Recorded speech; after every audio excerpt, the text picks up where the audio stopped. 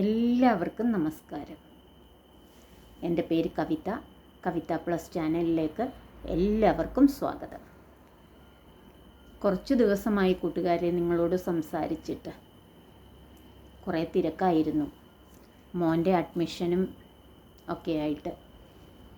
അവന് കേരളത്തിന് പുറത്ത് പഠിക്കണം എന്നാണ് ആഗ്രഹം. അങ്ങനെ ബിടെക് പഞ്ചാബിൽ LPUവിൽ എടുത്തു.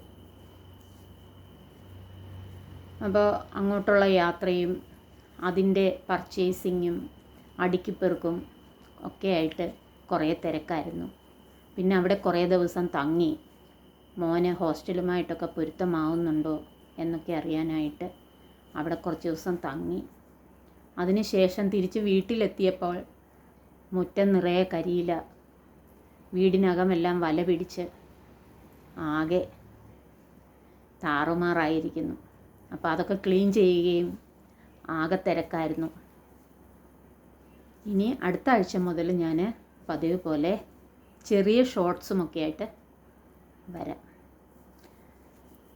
അപ്പോൾ അവന് ആഗ്രഹമായിരുന്നു ഇന്ത്യയിൽ എവിടെയെങ്കിലും പഠിക്കണമെന്ന്. അപ്പം അവന് കമ്പ്യൂട്ടർ സയൻസ് AIML. അപ്പോൾ അത് പഞ്ചാബിലാണ് അവൻ തിരഞ്ഞെടുത്തത്. അവിടെ ഹോസ്റ്റൽ എന്ന് പറഞ്ഞാൽ അപ്പാർട്ട്മെൻ്റ് ആയിട്ടുമുണ്ട്. അപ്പോൾ അതാണ് അവൻ എടുത്തത്. അപ്പോൾ അവന് ക്യാമറയ്ക്ക് മുന്നിലൊന്നും വരത്തില്ല, ക്യാമറയ്ക്ക് പുറകിലേ നിൽക്കുമെന്ന് എന്നോട് നേരത്തെ പറഞ്ഞിരുന്നു. അപ്പോൾ ഞാൻ എൻ്റേതായ രീതിയിലാണ് വീഡിയോസൊക്കെ ഇടുന്നത്, അവനെ ബുദ്ധിമുട്ടിക്കാറില്ല. അപ്പോൾ അതിൻ്റെ യാത്ര, മോൻ ഇതുവരെ ട്രെയിൻ എക്സ്പീരിയൻസ് ചെയ്തിട്ടില്ല. അതിനാൽ ട്രെയിനിലാണ് യാത്ര പോയത്. 2-3 ദിവസങ്ങളുള്ള ട്രെയിൻ യാത്രകൾ അതിമനോഹരമാണ്. പല ഭാഷയിലുള്ള ആൾക്കാർ, ചിലപ്പോൾ മലയാളികളാകാം. ഒരു കമ്പാർട്ട്മെൻറ്റിൽ സൗഹൃദ യാത്രകൾ.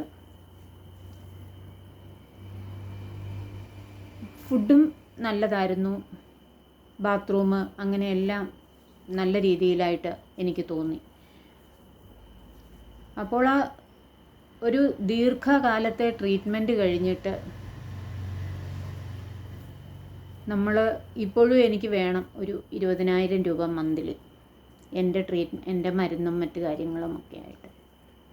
പിന്നെ മോൻ്റെ അഡ്മിഷന് കാര്യങ്ങൾ.